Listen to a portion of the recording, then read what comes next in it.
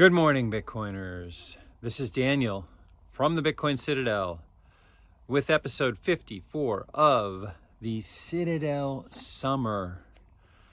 And today's episode is called Wisdom and War. And it's really kind of a throwback to an episode I did on a Friday, way back in the beginning of the Citadel Summer, that was about Friday and how, people say, thank God it's Friday, some of the mythological and historical roots of Friday. And if you want to see that one, I'll put a link in the description. I love that episode. But I kind of, if you look back, if you watch some of the earlier episodes of Citadel Summer, I kind of made a turn at that episode. It was a pretty big one for me.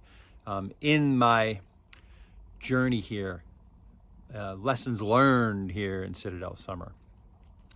And this one is kind of a similar one. It's kind of a throwback to it because what I want to talk about today is the goddess Athena. And I want to make a case that the goddess Athena is the patron of Bitcoiners and the almost the embodiment of the Bitcoin ethos. So let's get started.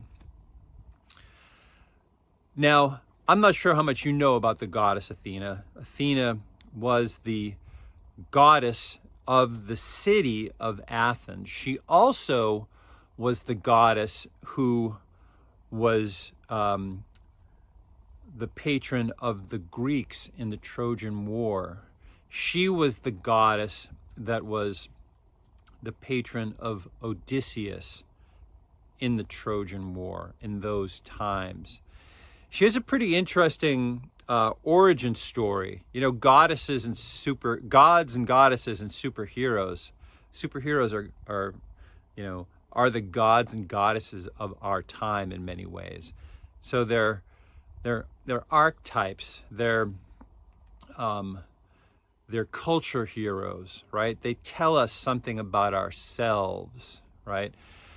And Athena, her origin story is really interesting. It's unique among the Greek gods because a lot of the Greek gods, some of the OGs like Zeus, they were the product of of two titans. Their mom and their dad were titans. Zeus led the Titanomachia, where the Greek gods of Olympus overthrew the Titans who ruled before they did, right? Zeus in many ways is like Jehovah or Yahweh. He's the big boss. He's the god of this world, the thunderer, not super wise, but all powerful. This is his realm, right? And he is the father of Athena. Athena's mom was Metis, who was a goddess of wisdom. She wasn't a big deal goddess. Zeus, whoever took his fancy, Zeus had his way with her or him. Zeus wasn't that particular. He was a little bit, poor impulse control is one of the characteristics of the big guy, right? So Zeus has his way with Metis, like he did a lot. That was kind of one of his characteristics, as I just said. But one of the things that comes up out of this is there's a prophecy that says the child of Metis will overthrow you. The child of Metis will be your end, right? So Zeus kind of freaks out a little bit, because prophecies were a big deal back then. Just like they are now. When you can predict the future accurately, that's a power. So Zeus has this prophecy. He's like, I got to get rid of Metis, So what he does, this is crazy. He consumes her. He eats her. That's how he gets rid of this problem of Metis having a child that will overthrow him, that will end his rule, right? And then Zeus moves on, and Zeus is the kind of guy who, once he acts, he doesn't give much more thought to it, right? So he moves on. Well, he starts to get this really bad headache, right? His head hurts a lot, and it's getting worse and worse. And he's always flying off the handle. He's not a very, even-tempered guy, right? That's part of his nature. And with this headache, he's even worse. So the stories differ on who does it. I like the story that it was Prometheus that did it, but sometimes they say Hermes, sometimes they say Ares. I like to say it's Prometheus, because Prometheus has all kinds of other connotations. Prometheus archetype is an interesting one. We won't talk about it here. Everyone knows a little bit about it. So Prometheus takes an axe and he whacks Zeus in the head, right? And his head splits open, and out of his head, fully formed, grown up, armored, comes Athena. That's the origin story, the genesis of Athena. It's an immaculate conception in a way. She's not born the normal way that men and women, gods and goddesses, are born. She comes fully formed from the head of Zeus. And think about how Bitcoin was born. I'm starting to tie things in here. You see that? You notice that? Bitcoin kind of had an immaculate conception too, right? So Athena, fully armored, fully formed, pops out of Zeus's head. Cool story. Now, who is Athena in the pantheon? She is the goddess of wisdom. She is the goddess of craft, right? Craft, technology. She was a weaver. She was a spinner.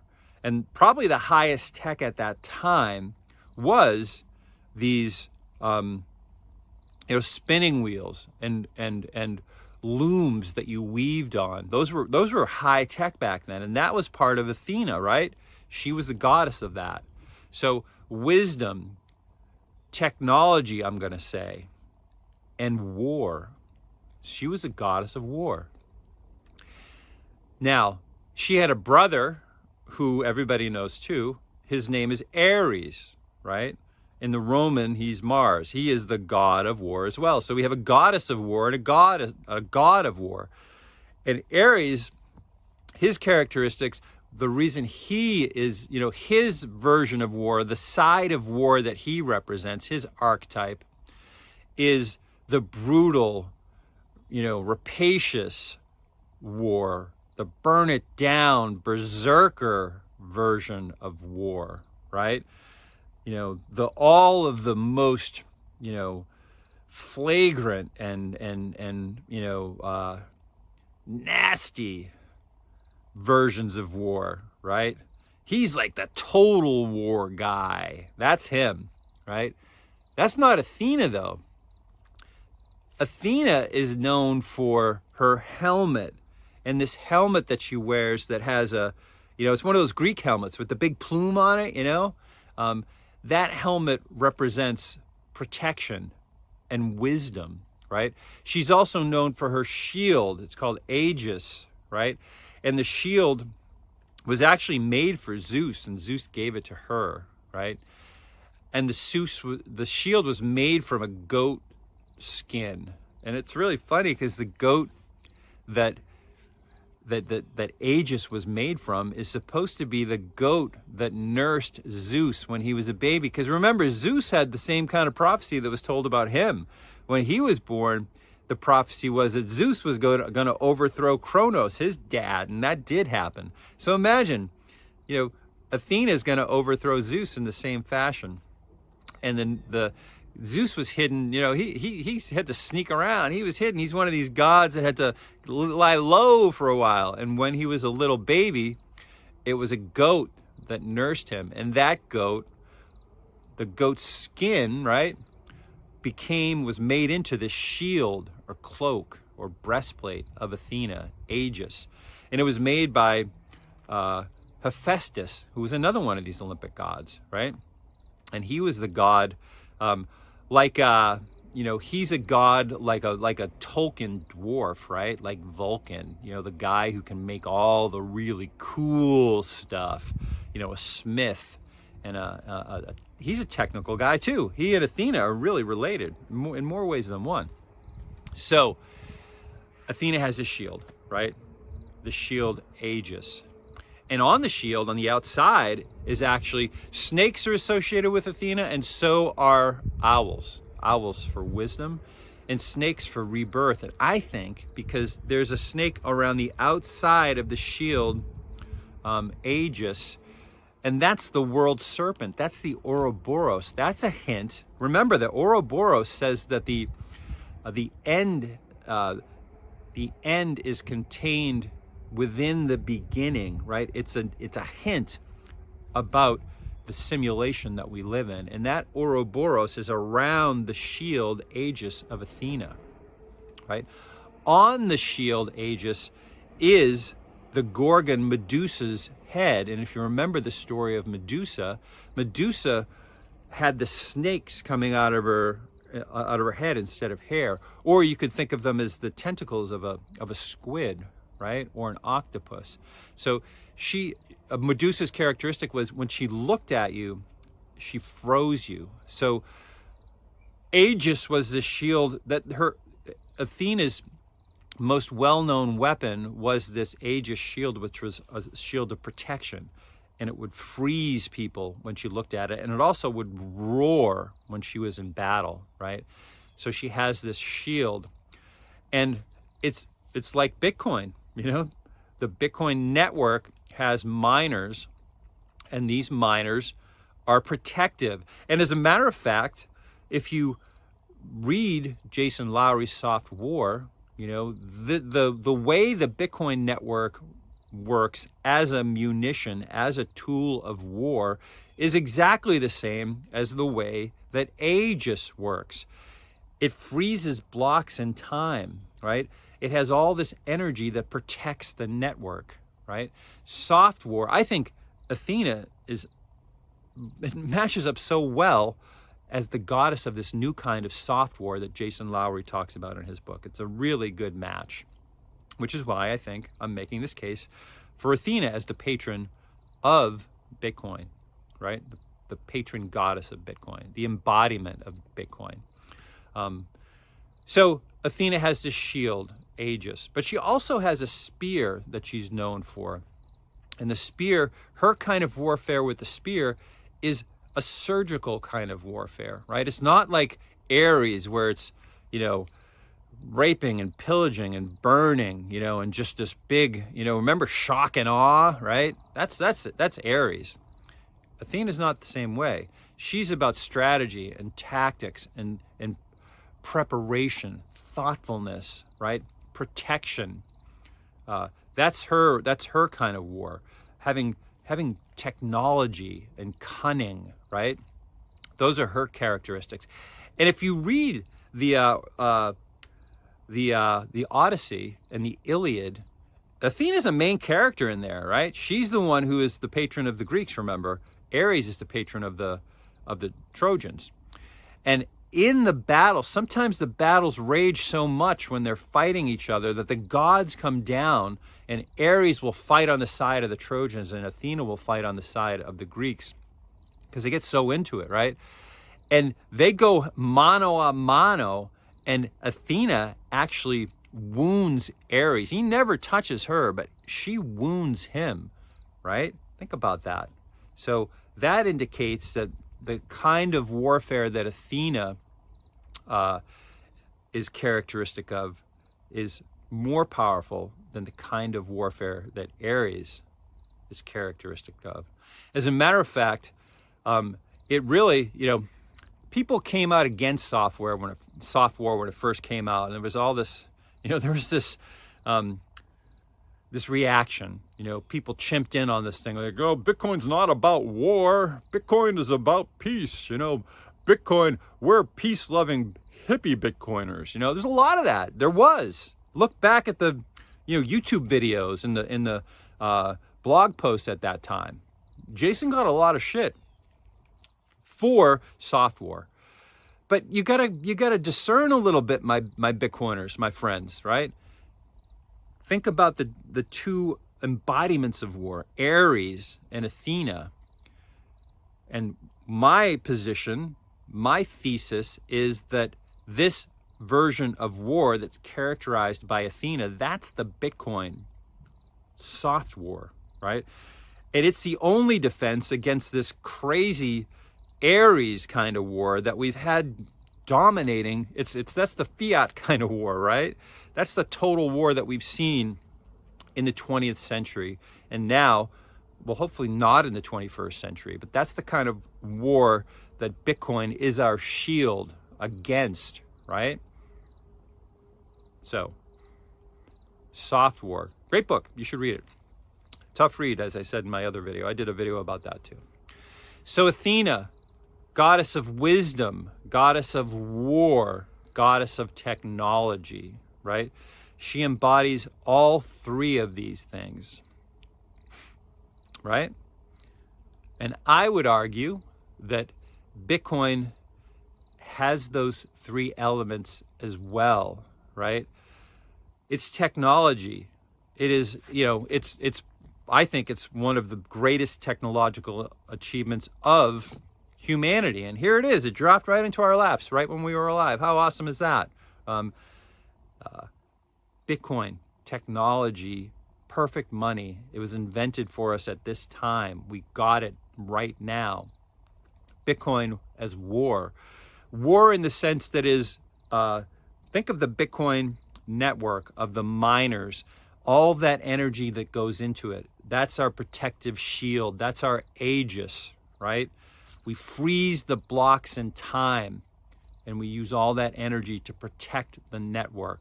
And as Jason Lowry makes a really good case for, Bitcoin is the ultimate technology to, take war out of the realm of Ares and bring it into the realm of Athena, right? Wisdom, I think Bitcoin